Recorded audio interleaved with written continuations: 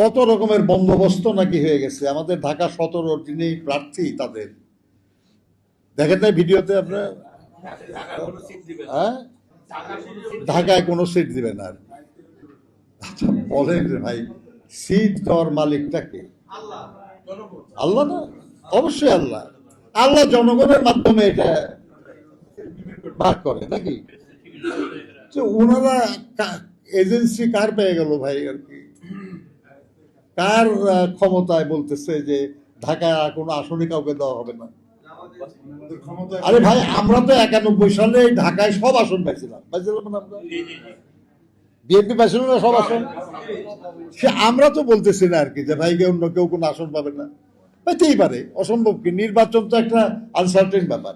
কিন্তু আমি বলছি যে আর কাউকে কোনো আসন দেওয়াই হবে না। আরে ভাই জীবনেও কোনোদিন ঢাকায় মহানগরী তো দূরের কথা, আশেপাশেও তো কোনোদিন কোনো আসন পান নাই।